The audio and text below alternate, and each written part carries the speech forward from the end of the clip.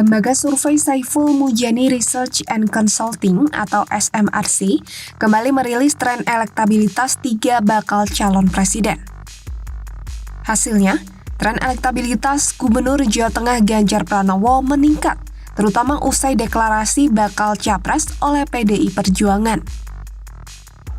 Dari yang awalnya 33,2% pada awal April 2023, elektabilitas Ganjar meningkat menjadi 39,2% di awal Mei 2023. Namun begitu hal berbeda terjadi pada Menteri Pertahanan Prabowo Subianto dan mantan Gubernur DKI Jakarta Anies Baswedan.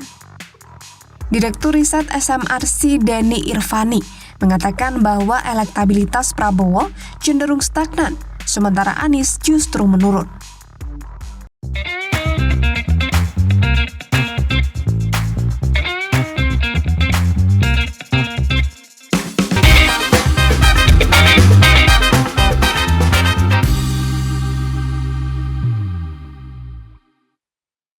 Dari beberapa waktu lalu ketika Anies Baswedan dideklarasikan sebagai calon presiden oleh Partai Nasdem, saya sudah memprediksi kalau di akhir tikungan sebelum pendaftaran calon presiden, Anies akan dilepas oleh Nasdem dan dia tidak lagi mendapatkan dukungan.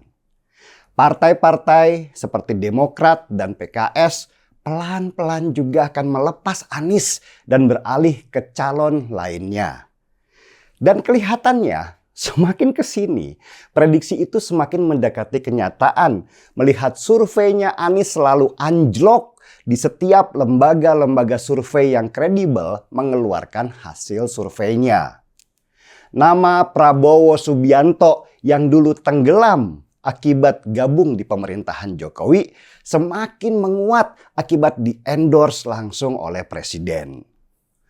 Posisi Anies Baswedan sejak awal memang lemah. Anies secara teknis terlihat tidak mampu memimpin Jakarta ketika dia jadi gubernur DKI. Hanya kelemahannya Anies itu dilihat oleh beberapa partai sebagai keuntungan. Karena dengan begitu Anies bisa disetir untuk kepentingan mereka. Dan Anies Baswedan itu orangnya ambisius. Dia bisa menghalalkan segala cara hanya untuk bisa naik ke posisi yang lebih tinggi. Coba lihat saja apa yang terjadi di Pilgub DKI tahun 2017 ketika Anies Baswedan benar-benar menikmati hasil dari politik identitas yang sangat berbahaya untuk kesatuan Republik Indonesia.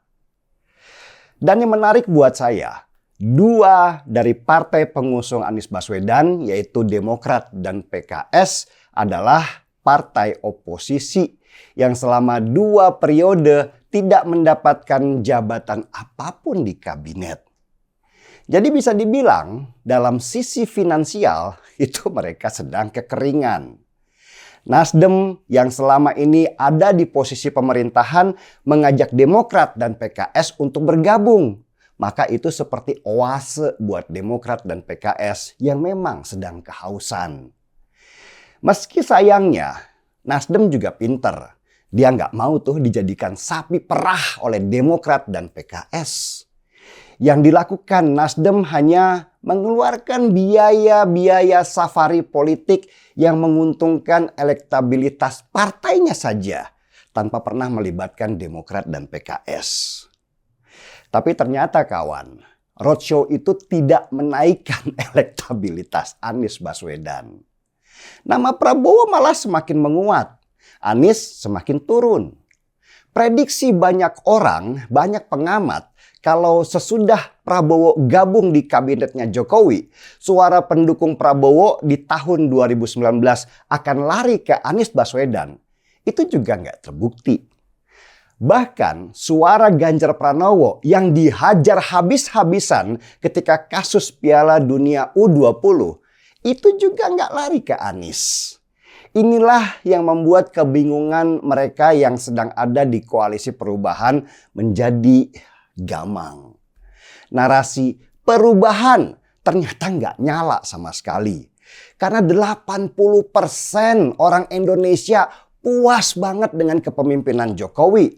Jadi kenapa semua itu harus diubah? Apalagi sesudah Menkominfo Johnny G. Plate disikat karena terduga korupsi 8 triliun rupiah. Semakin habislah bensin Nasdem untuk menggerakkan roadshow-roadshow-nya Anies. Anies bingung. Semua partai pendukungnya juga bingung. Yusuf Kala, mentornya Anies Baswedan, ikutan bingung. Lalu dia mainkanlah narasi basi tentang isu pengusaha Tionghoa yang gak nyala-nyala juga. Akhirnya yang bisa dilakukan Anies Baswedan sekarang itu hanyalah nyentil-nyentil Jokowi supaya namanya ikut terkerek naik. Dengan menyentil program infrastruktur Jokowi, meski dengan data yang salah, Anies itu berharap semua ini akan jadi polemik dan menaikkan nama dia. Anies memang hanya bisa memainkan narasi dengan gaya tidak bersalah. Dia coba memainkan konflik supaya bisa terus-menerus menjadi polemik. Dia melihat itu sebagai sebuah senjata yang dulu memenangkan dia ketika kampanye Pilgub dengan memainkan emosional pendukungnya, bukan rasional. Sengaja itu dibuat supaya jadi keributan ketika kabinet Jokowi terusik mulai dari masalah mobil listrik sampai infrastruktur. Anies itu gak punya gagasan apapun. Dia hanya bisa memainkan peran sebagai pengkritik dan memunculkan nama baru dari program yang sudah dibangun oleh lawan politiknya. Coba ingat aja dulu pada waktu di DKI. Normalisasi jadi naturalisasi. Rumah susun jadi rumah lapis. Gitu aja terus gak ada program yang baru. Yang bikin Anies semakin deg-degan. Tim sesnya Prabowo itu sedang gencar menarik Demokrat dan PKS untuk gabung di timnya mereka. Maka koalisi perubahan itu seperti ditarik kanan dan kiri dan mulai robeklah benang-benangnya. Nasdem sendiri sepertinya mulai pelan-pelan angkat bendera putih melihat situasi ini. Logika saja ya, siapa sih partai yang mau mendukung orang dengan potensi kalah? Semua partai ingin menang karena di sanalah mereka bisa bertahan. Apalagi Nasdem yang gak punya DNA sebagai oposisi. Mereka gak akan tahan ada di luar kekuasaan dalam waktu yang lama. Bisa kering hidupnya mereka. Kasihan si Anies sebenarnya kalau memang gak jadi capres. Saya senang melihat dia yang kadang bisa berlaku seperti komika. Meme-memnya Anies Baswedan bertebaran dan lucu-lucu. Gak asik kalau gak ada dia. Karena itu saya tetap berdoa semoga Anies Baswedan tetap jadi calon presiden nantinya buat menghibur suasana.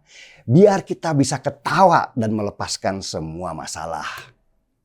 Semangat ya Anies Baswedan. Orang banyak bilang kegagalan itu adalah sukses yang tidak pernah datang. Seruput dulu kopinya.